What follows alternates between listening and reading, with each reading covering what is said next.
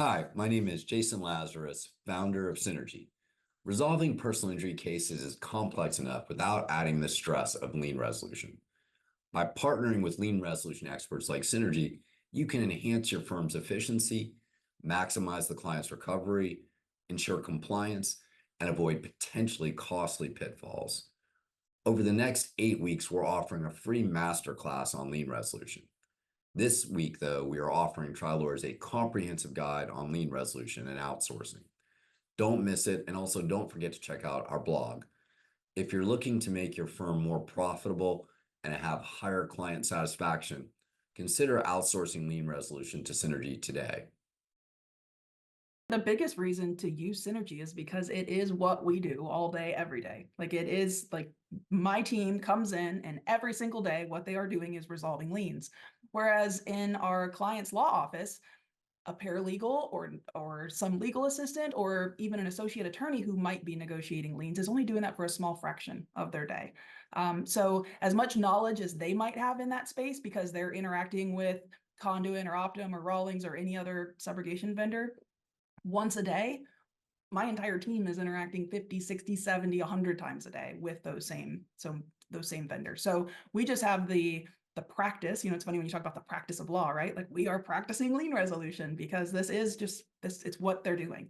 On top of that, we share our stories. So we have so many different ways to communicate internally. And with that, we share good and bad experiences that we're having with these various vendors. So we have the insider knowledge of having worked there. And then even the people that haven't worked there, because we're sharing these stories, they feel like they've worked there because they hear so much of the inside story on how things work. And why that's so important is because you can have the best argument. We have the best argument so often, but we know that the other side isn't going to be able to just fall down and accept our argument. They have to fight. They have to go through certain steps on their end in order to get it to that place where they can reduce the lien.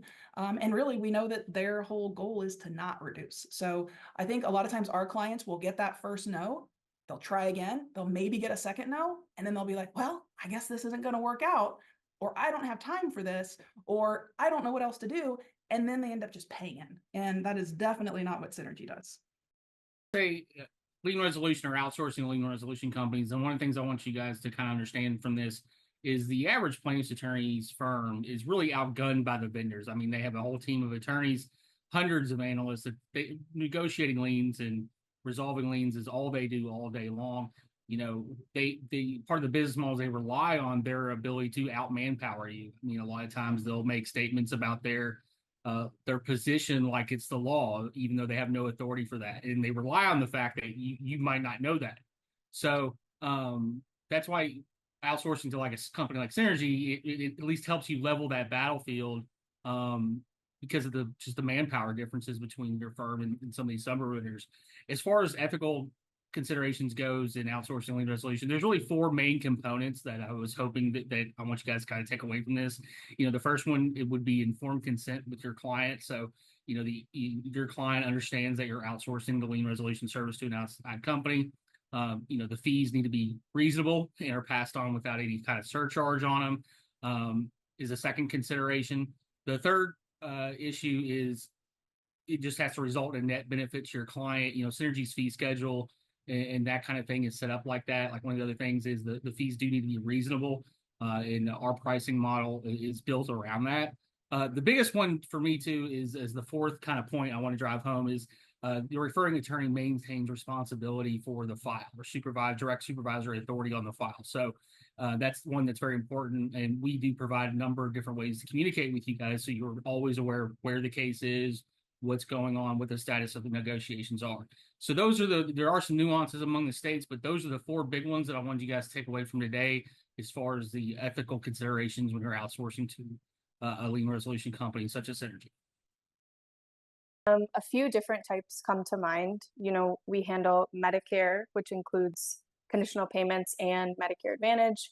We handle Medicaid liens. We do ERISA and private, military, and hospital and provider liens as well. And with Medicare, traditional Medicare, comes with its own strict guidelines and dates that are really important to meet. They have arguments that you've got to make pre and post demand, and they really don't, change their mind once those deadlines are met.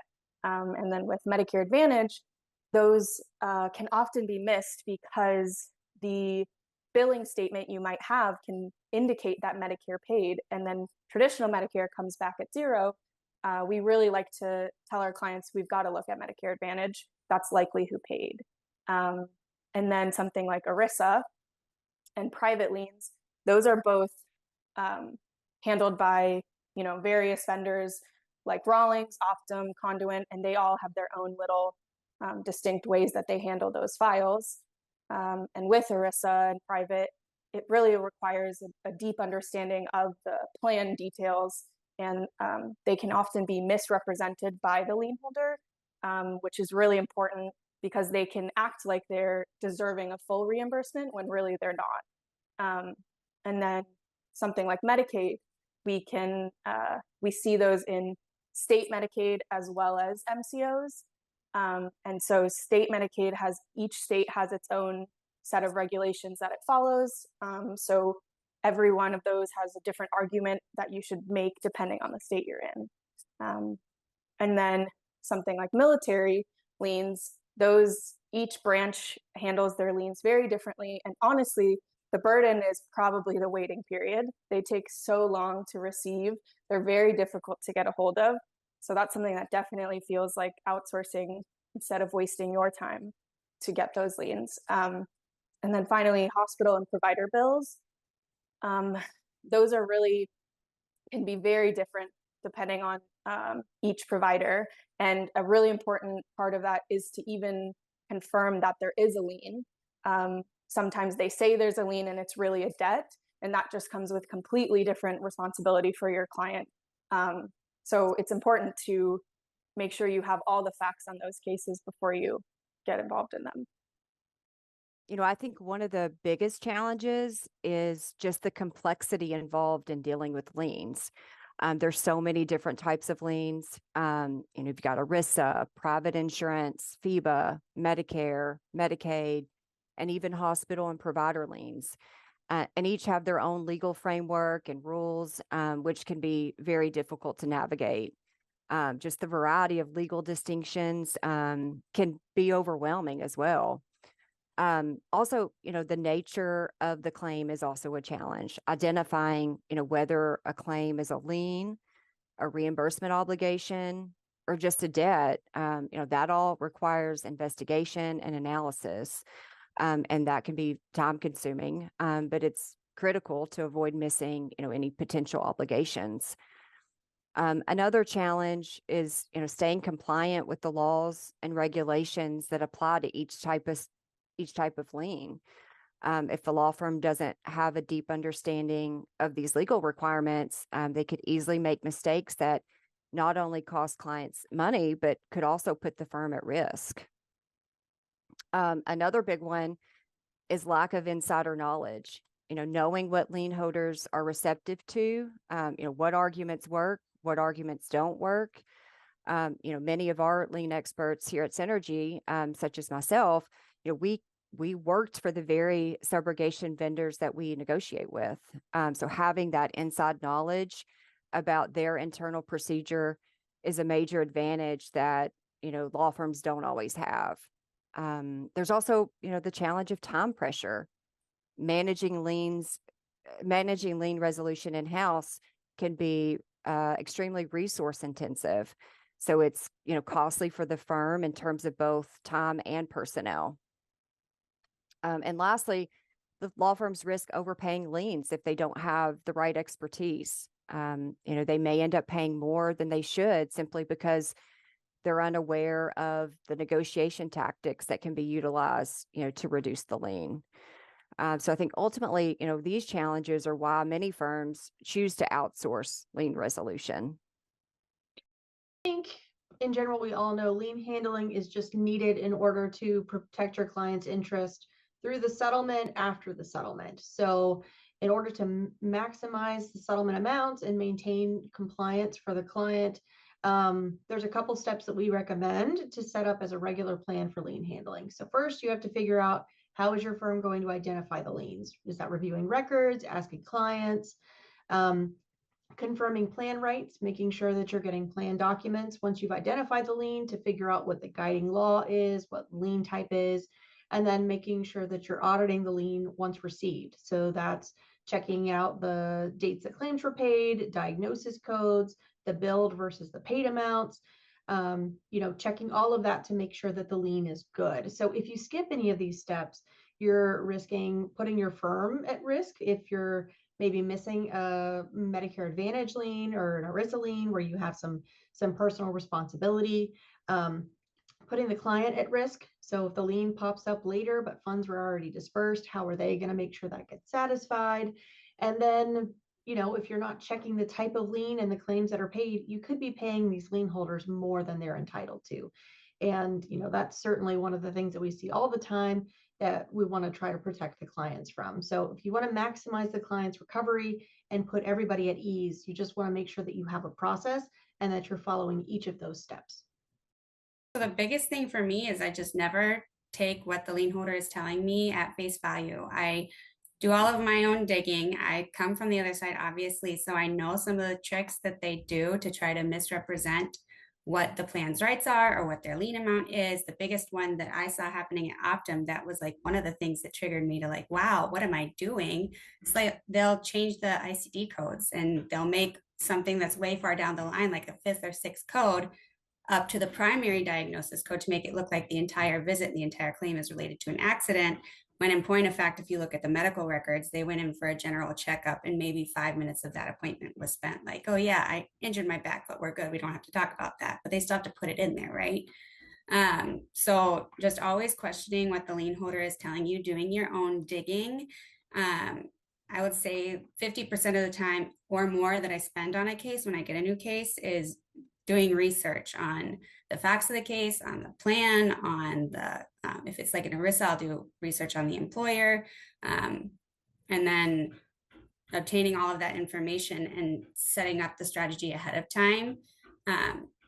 Information is always going to be beneficial. You want as much information as possible. Any little piece of info that you've got, whether your argument's legal or equitable, it's all just going to be more arrows in your quiver that you can use against that lien holder to knock down their lien amount and get a further reduction.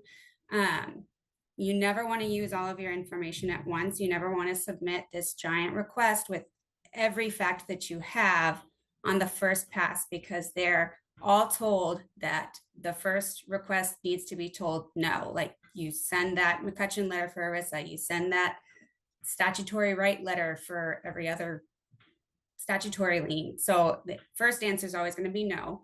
So you want to have information held back so that you can go back to them and say, well, here's another reason to reduce. Here's another reason to reduce. You always want to have a tiered approach. And then don't just stick to black and white. Get uncomfortable, get out of the black and white, get into that gray space. A lot of our arguments are going to be in a gray space, and know the counters to your arguments. And then again, tiered approach, prepare ahead of time, know what they're going to say so that you have your next step already planned out. All of these things put together, that's along with a really stubborn personality, are what really helps me get the best reductions on these really tough liens.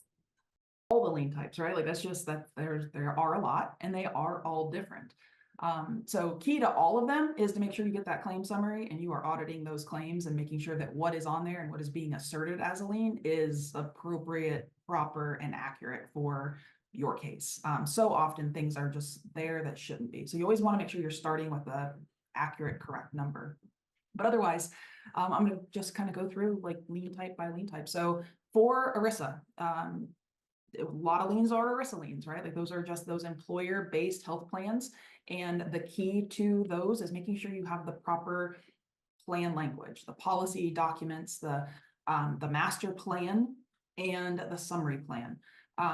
These lien holders are going to give you the summary plan, and those are changed year over year, and they're able to perfect them and make them be as friendly to them as they want them to be. But the master plan is sometimes only created every 5 years or 10 years. And ultimately, the courts have said that that is the document that really matters. So you got to make sure you have the right documents on these ERISA plans. And if you're not, then you're starting from a wrong place and you're on the wrong foot. So that's definitely the key for an ERISA plan.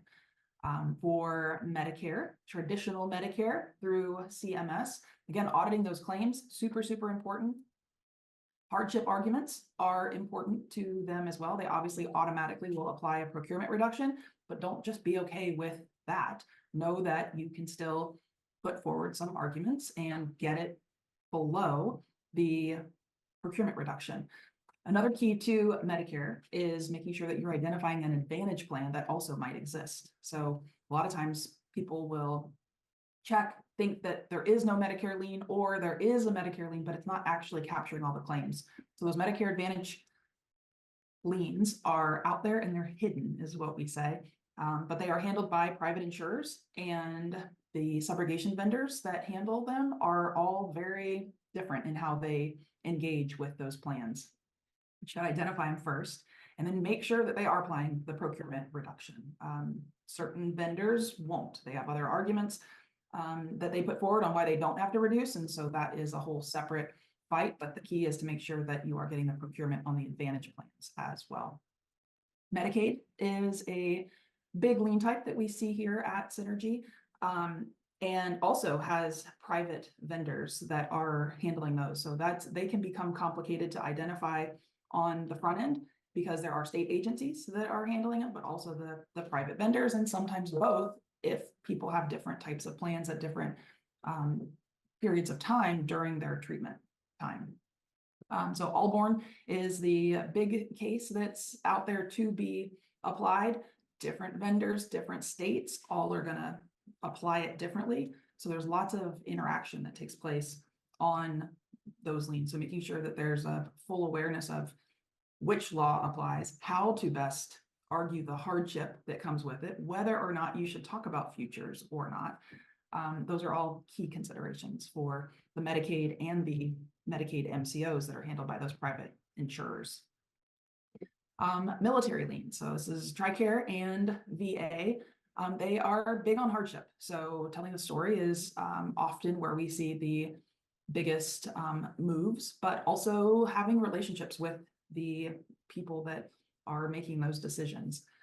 So that's really the key for the military liens, is making sure that you've identified the appropriate facility, or and it can get confusing with the VA because it is very facility based. But otherwise, telling the hardship story is what gets you the reduction in that relationship with the person on the other side. Then we've got hospital liens and provider liens. So two different ways that those should be approached. If there is plenty of settlement funds to technically pay that bill, you've got to start by seeing that that bill is just a made-up number, and that there should otherwise be a reasonable value that should be paid for that particular claim. And so often the bill is just outrageously high. That should never be your starting point. That should almost mean nothing to you, the bill itself. Now, meanwhile, when there's not enough settlement funds, and it is, for example, a $50,000 settlement, but you got a $100,000 hospital bill, you're going to make more of an equitable argument. Again, back to the hardship with the hospital or the provider. Often find that the hospitals are not quite as empathetic. And I think it's just because they're a hospital that everybody that's in there is sick and injured and receiving treatment. So it's the hardship doesn't go quite as far with a hospital as it does with the other lien types. And I think I'm trying to rack my mind of a list, but I think that's a good number of those liens that we handle, and just kind of the quick hits.